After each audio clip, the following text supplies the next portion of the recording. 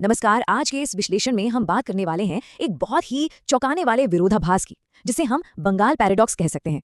एक तरफ तो भारी बहुमत के साथ पोरिबोटन यानी बदलाव का एक बड़ा जनादेश आता है, और दूसरी ही तरफ ठीक उसी दिन से राज्य में एक खौफनाक हिंसा का दौर शुरू हो जाता है। तो आखिर ऐसा क्यों हुआ? आइए बिना किसी देरी के इस पूरी स्थिति को जरा गहराई से समझते हैं। अब देखिए, इस ऐतिहासिक जीत के बाद प्रधानमंत्री नरेंद्र मोदी का संदेश बिल्कुल साफ था। उन्होंने स्पष्ट रूप से कहा था कि फोकस बदला लेने पर नहीं बल्कि बदलाव पर होना चाहिए। उन्होंने कहा कि प्रतिशोध की राजनीति को पीछे छोड़िए और भविष्य की ओर देखिए। एक बहुत ही स्पष्ट अपील थी कि अब ये भूल जाइए कि किसने किसे वोट दिया, बस विकास पर ध्यान दीजिए। ऐसा लग रहा था कि मानो अब एक नए शांतिपूर्ण अध्याय की शुरुआत होने वाली है। लेकिन जमीनी हकीकत वो एकदम उलट थी। जिसे एक नई सुबह कहा जा रहा था, उस चुनाव के नतीजे आने के पहले ही दिन से पश्चिम बंगाल के कई हिस्सों से भयानक हिंसा और हत्याओं की खबरें आने लगीं। मतलब शांतिपूर्ण परिवर्तन की वो सारी अपीलें धरी की धरी रह गईं, और नतीजों की घोषणा होते हुए सड़कों पर एक खौफनाक उपद्रव शुरू हो गया। तो आइए सबसे पहले चुनाव के बाद भड़की इस हिंसा की जमीनी हकीकत पर नजर डालते हैं। यहाँ जो बात सबसे ज्यादा डराने वाली थी वो था इन घटनाओं का फैलाव। अब जरा इन जगहों को देखिए। टॉलीगंज, कस्बा, बारुईपुर, कमरहाटी से लेकर बीरभूम, हावड़ा, बहरमपुर, कूच बिहार और आसनसोल तक ये कोई इक्का दुक्का या छिटपुट घटनाएं बिल्कुल नहीं थी। ये एक बहुत बड़ा संकट था जो कई जिलों और उपनगरों में एक साथ फैल गया था। दफ्तरों को तोड़ा जा रहा था, आगजनी हो रही थी, सड़कों पर भीड़ बिल्कुल बेकाबू हो चुकी थी। अब चलते हैं इस मुद्दे के दूसरे पहलू पर, यानी राजनीतिक दावों का विरोधाभास और एक बटा हुआ राज्य। अब अगर हमें पूरी तस्वीर समझनी है तो हमें निष्पक्ष होकर दोनों पक्षों की बातें सुननी होंगी। एक तरफ तृणमूल कांग्रेस यानी टीएमसी का दावा है कि उनके कार्यकर्ताओं पर बीजेपी के लोगों ने हमला किया है, बीरभूम में एक हत्या हुई है और वो इसे पूरी तरह से मध्ययुगीन बर्बरता बता रहे हैं। वहीं दूसरी तरफ बीजेपी इन सभी आरोपों को सिरे से खारिज कर रही है। उनका कहना है कि ये सब टीएमसी की आपसी गुटबाजी का नतीजा है, और साथ ही बीजेपी के नेता लगातार शांति और संयम बनाए रखने की अपील कर रहे हैं।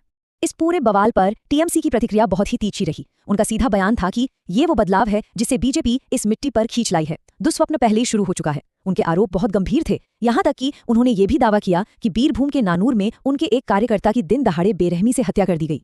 लेकिन जैसा कि मैंने कहा, कहानी का दूसरा पहलू भी है। बीजेपी नेताओं ने भी अपनी बात मजबूती से रखी। राहुल सिन्हा ने सीधा आरोप लगाया कि ये तोड़फोड़ टीएमसी के विरोधी गुट खुद कर रहे हैं। उधर समीक भट्टाचार्य ने प्रशासन और पुलिस से सख्त कार्रवाई की मांग की, चाहे अपराधी कोई भी हो। सांसद अर्जुन सिंह ने भी शांति बरतने की अपील की। और बीजेपी की तरफ से भी ये रिपोर्ट आई कि नेहाटी में उनके अपने एक कार्यकर्ता के घर पर टीएमसी समर्थित लोगों ने हमला कर दिया। मतलब आरोप प्रत्यारोप दोनों तरफ से बराबर चल रहे थे। अब इन लगातार बढ़ती झड़पों के बीच निवर्तमान मुख्यमंत्री ममता बनर्जी ने तुरंत एक एक्शन लिया। उन्होंने इस व्यापक हिंसा का जायजा लेने के लिए एक 10 सदस्यों वाली फैक्ट फाइंडिंग कमेटी के गठन का ऐलान कर दिया। प्रशासन की तरफ से इन घटनाओं पर यह पहला बड़ा और सीधा कदम था। आइए अब थोड़ा पीछे चलते हैं और बंगाल में हिंसा के इतिहास, इस व्यवस्थित संकट को समझते हैं। अगर हम राजनीतिक दावों से थोड़ा दूर हटकर इन ठोस आंकड़ों पर गौर करें तो एक अलग ही सच्चाई सामने आती है। आप देखिए, 2016 के विधानसभा चुनाव में 8 मौतें, 2024 के लोकसभा चुनाव में 6 मौतें और 2021 के विधानसभा चुनाव में 17 मौतें। ये आंकड़े चीख चीख कर कह रहे हैं कि चुनावी हिंसा पश्चिम बंगाल में अचानक से पैदा हुई कोई नई चीज नहीं है, बल्कि ये एक पुरानी और गहरी सिस्टमैटिक प्रॉब्लम बन चुकी है। और जरा इस नंबर पे गौर कीजिए, 75.5। साल 2018 के पंचायत चुनाव पश्चिम बंगाल के इतिहास के सबसे खूनी चुनावों में से एक थे, जहां 75.5 लोगों ने अपनी जान गंवा दी थी। ये कोई छोटा नंबर नहीं है। ये हमें डरावने तरीके से याद दिलाता है कि जब राज्य में राजनीतिक वर्चस्व की लड़ाई होती है तो हालात कितने ज्यादा हिंसक और अनियंत्रित हो जाते हैं। यहीं पर आता है इस पूरी स्थिति का सबसे बड़ा सुरक्षा विरोधाभास, केंद्रीय बल और चुनाव आयोग की भूमिका। आपको याद होगा, चुनाव आयोग ने मतदान खत्म होने के बाद खुद ये बयान दिया था कि चुनाव काफी हद तक शांतिपूर्ण रहा, कोई मौत नहीं हुई, कोई बड़े पैमाने पर हिंसा नहीं हुई। उस वक्त इसे पुलिस और केंद्रीय बलों की एक बहुत बड़ी कामयाबी माना जा रहा था। पर हैरानी की बात देखिए, जैसे ही नतीजे आए, शांति का ये दावा ताश के पत्तों की तरह ढह गया और चारों तरफ हिंसा भड़क उठी। अब यहाँ एक तकनीकी बात समझना बहुत जरूरी है।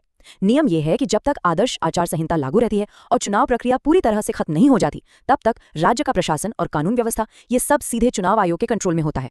इसका सीधा सा मतलब ये हुआ कि जिस वक्त ये भयानक हिंसा हो रही थी, तकनीकी रूप से राज्य में कानून व्यवस्था बनाए रखने की पूरी जिम्मेदारी चुनाव आयोग के पास ही थी।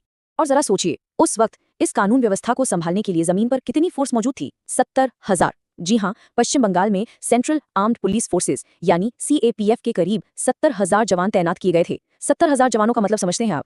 ये एक बहुत बहुत बड़ा सुरक्षा घेरा है, जिसे सिर्फ इसलिए लगाया गया था ताकि चुनाव शांति से हो सके। तो अब सबसे बड़ा और सबसे चुभने वाला सवाल यही उठता है, जो राजनीतिक जानकार और टीएमसी दोनों पूछ रहे हैं। आखिर इतने भारी सुरक्षा बलों की तैनाती के बावजूद 70,000 जवानों की नाक के नीचे इतने बड़े पैमाने पर हिंसा, हत्या और आगजनी कैसे हो गई? क्या इस विशाल सुरक्षा तंत्र में कोई कमी रह गई थी, या फिर एडमिनिस्ट्रेशन के तालमेल में कोई बहुत बड़ी चूक हुई? इस सवाल का जवाब मिलना सच में बहुत जरूरी है। और अंत में ये पूरी घटना हमें एक बहुत ही गहरे सवाल के साथ छोड़ जाती है। क्या महज चुनावी सत्ता बदल जाने से एक ऐसी राजनीतिक हिंसा की संस्कृति खत्म हो सकती है जो दशकों से वहां की जमीन में गहरी धसी हुई है? क्या सिर्फ सरकार या जनादेश बदल जाने से जमीनी हकीकत बदल जाती है, या फिर असली पोरीबोर्तोन लाने के लिए बंगाल को किसी बहुत बड़े गहरे सामाजिक बदलाव की जरूरत है? इस विश्लेषण को देखने के लिए आपका बहुत बहुत शुक्रिया।